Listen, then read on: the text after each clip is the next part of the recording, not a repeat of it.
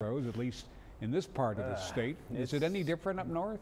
Dallas or Austin? It's hot, it's hot, and like you were saying, when it gets hot, the pressure of the tires starts to go up, and inversely in the winter it goes down. So it's been super just relentless here. I've got some stats from the Corpus Christi International Airport. To date through June, we are running the second hottest with respect to average temperature, behind 2013's June. We've also this month hit the all-time max heat index ever for any month on record. That was 125 on the 17th. This June has also had the most 100-degree days for June in Corpus Christi with 4, and we have set or tied 6 daily record high temperatures so far this month. So it has been quite hot here today, no exception to it.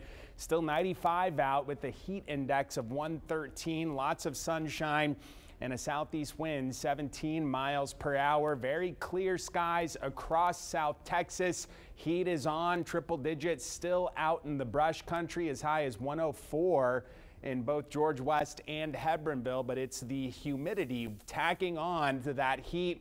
It makes it feel like 119 in Falfurrias. Again, we are up around 120 this afternoon in Corpus Christi, and that's the problem in terms of the safety outside. When it's that hot on the heat index, got to be drinking water, taking breaks. The heat warning, excessive heat warning in effect till 8 this evening. We're going to see another round of those heat-related advisories for us tomorrow. You see how much of the state is blanketed with heat-related stuff. We've got some showers out near Big Bend, but those temperatures, they're in the triple digits. These are air temperatures, 111 in San Angelo right now, 110 in Del Rio, over 100 in San Antonio, and this is all being driven by this big area of high pressure that's parked to the west of us, and that's not going anywhere anytime soon.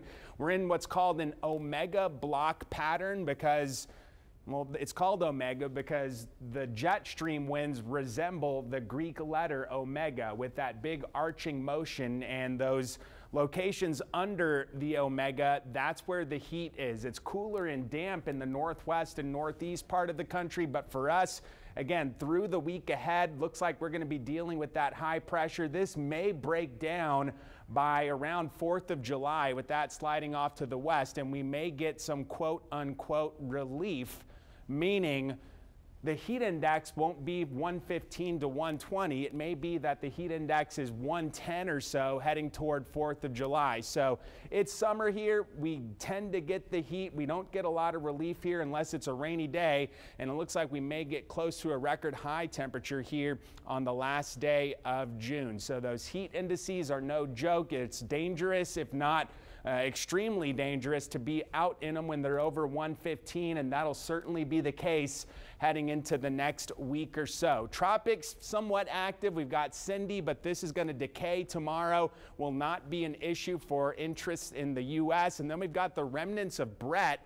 That's going to track over Central America. A couple of spots in the Pacific to watch, but none of that is of concern for South Texas. Tonight, going to see those lows in the mid to upper 70s and lower 80s, 79 in Corpus Christi with a few clouds, not a whole lot of relief for the overnight hours. Tomorrow, 99 degrees, mainly sunny, blazing hot, heat index 115 to 120, high temperatures.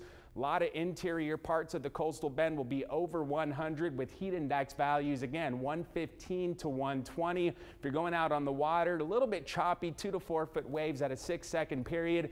And over the next 7 days, relentless heat continues, mid to upper 90s with heat index values 110 to 120 and no rain in sight. Brian. Thank you.